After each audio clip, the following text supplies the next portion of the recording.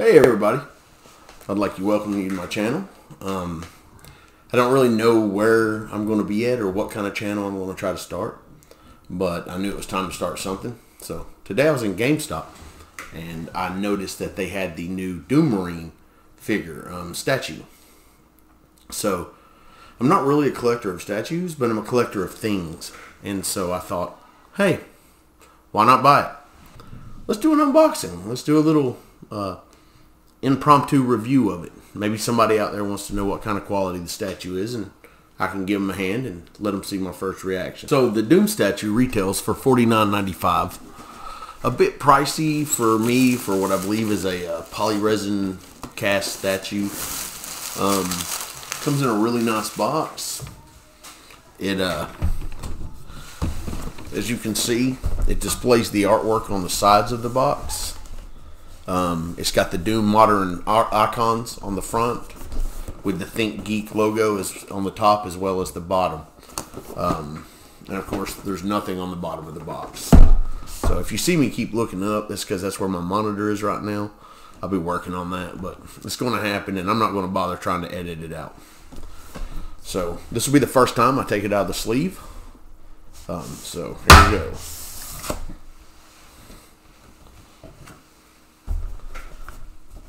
That's a pretty sweet box that it's in. As you can see, now we have color images of the Doom Marine, and I believe this is based off the upcoming Doom Eternal. So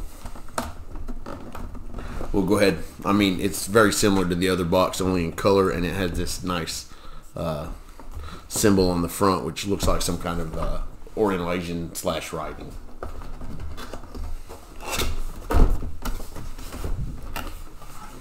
So we're going to remove it. It's packed pretty good in a nice blister pack. I believe they call this a clean case. Take it apart. Okay, the Marine itself is already detached from the base. I'm going to set this to the side. So, as you can see, it's a pretty good rendition of the Doom Marine. When I get everything together, I'll take a moment to move my camera and give you a better full view of the piece with better lighting on it. As it sits, and we'll go ahead and put it together. So he's sitting on what I believe is an Archfiend demon's head. I'm not the greatest Doom player. I like Doom 2016. I played Doom 1 and 2 on PC growing up. Played it when it released on the Super NES. I'm probably giving my age away here. As well as probably almost every version of the phone. The game, including the phone. So here's our first problem. The left foot, the pegs, don't seem to be aligning proper with the headpiece if you already put this foot in. So let me mess with it a minute. Probably not a big deal, just something that I've got to figure out, kind of like a puzzle. Of course, I feel pretty ignorant explaining putting pegs in, but I figure if I'm going to do it, I'm going to try to do it right. Some of y'all might have more experience with these pieces. This is my second Thinkgeek statue. My first was the Fallout Girl statue, but I didn't have to assemble anything with that piece. So this is requiring a bit of pressure. As you can see, the foot is actually standing a good distance off of the head, the left foot, while the right foot is resting firmly on the base. So I'm going to apply a little pressure, and hopefully we don't blow our $40 investment.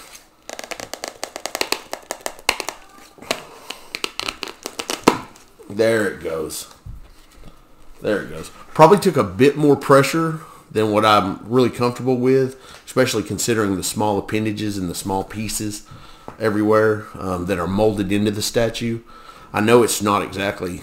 So initially I thought this was a polyresin, but actually I believe it's just a hard plastic, molded plastic. So kind of like, I don't know, I'm not a professional, but I would think what most action figures are made of. It kind of has that same feel. But all in all, that's a pretty nice piece. So let's take a little bit of a closer look. So to point a few things out, as you see, it's like I said, it's made out of a hard plastic, not a cast resin, which initially I didn't like. But then I thought about all the statues that I've owned where small pieces like this, when you bump them on something or if you drop it, they break.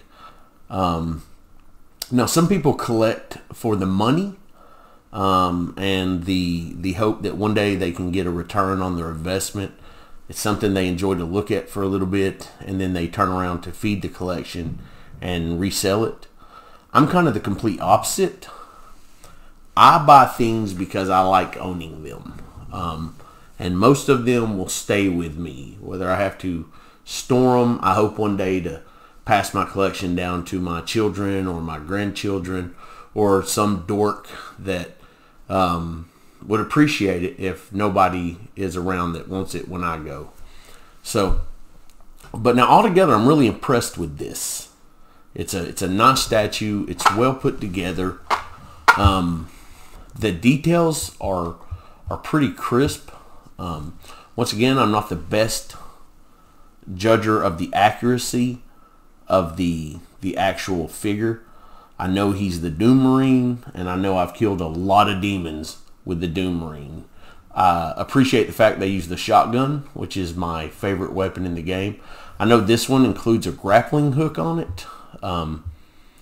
That's something new to the Doom Eternal game, is that you're going to be able to grapple with the shotgun and pull yourself to the enemies. There's a little less detail on the Archfiend's face than probably what I like. It, to me, takes kind of a muddy look. I do like the gore that is present all around, and they've used like a clear see-through resin to make the blood. That really, in person, if this video don't do it justice, in person that really looks good. I've got no real complaints with the hand, other than maybe like the face, it kind of muddies in comparison to the Doom Marine.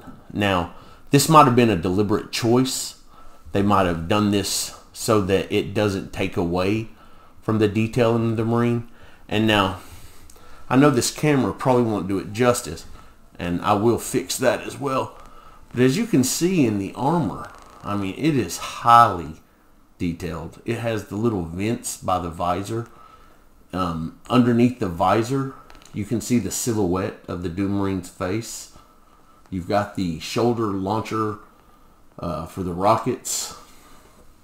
Altogether, the details are really, really good on this statue. On the base Doom Marine part of the statue. The Archfiend, if I'm saying the wrong demon, I apologize. Once again, I'm not an expert. I'm just somebody that enjoys the game. And if I remember correctly, the demons themselves in the game are not what you would call super detailed. I've only got this box here just to give you a white background to not drown out the details. It is a superbly crafted figure. Initially, I think I was a little disappointed until I got to really looking at it and examining it. And in the end, I think I'm pretty satisfied with it, especially for the price point. Like I said, I think I mentioned earlier, in comparison to like a Bowen piece, the lack of it being made out of resin is kind of disappointed. But for the longevity of the piece, I understand and appreciate. So that's it. That's as close as I can get you to it. So we'll go back to the normal view now.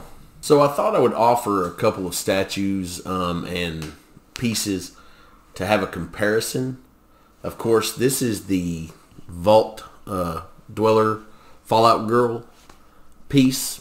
It's also a Thinkgeek piece. She comes from Vault 111.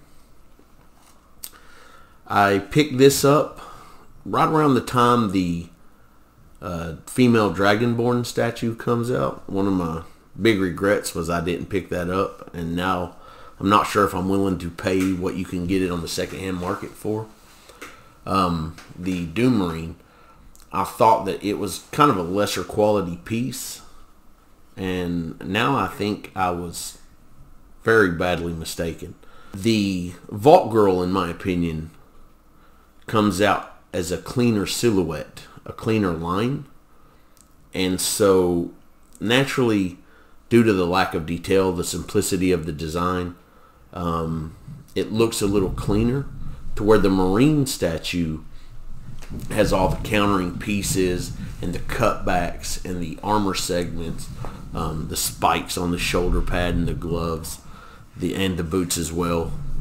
One thing I will say is that I think the paint on the Doom Marine is a little muted. I think the green could have been a little richer. The coppery could have been a little more metallic looking. It will probably be something down the line that I will either get somebody who paints models and figures to correct for me, or maybe I'll do it myself. I'm not scared to grab a paintbrush. I've done quite a few pieces in my time as well. I finish it. I'm working on some custom Elder Scrolls pieces to go with the Alduin statue that came with the collector's edition of Skyrim.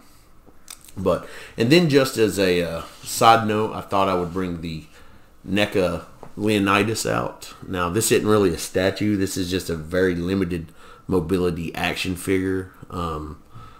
But, you know, I basically use it as a statue. It's a good piece. You find a pose. They all fit. If you can see behind me, I have a shelf full of open action figures and stuff. I collect, but I don't leave a lot in the package. I open it up. I pose them every, year or so. I'll go through and rearrange them and repose them into something different. It's just my inner dork begging to adjust and play with stuff. So I don't really have much more to say about it. I think overall, I would definitely recommend this, especially at the price point. $49 initially looks steep. Right up close, though, this is a very, very appealing and good-looking statue. The distance, I think some of the details mute a little bit, but I think that's why they chose to go with the coppery legs and shoulder piece and glove to give you some separation and all that green. And then it doesn't really pick up on the camera too well, but there's a lot of flesh tones in between and under the neck. So yeah, man, $49.95. Worth every penny of it. It'd be a good piece to add to any collection. I'm happy to have it in mine. If I make more videos, you'll see it in the background. And that's about all I got to say about it, really. If you've made it this far, I'd like to thank you. I would say like and subscribe, but I don't know if I'm going to put another video up anytime soon. So, thank you. Have a good day.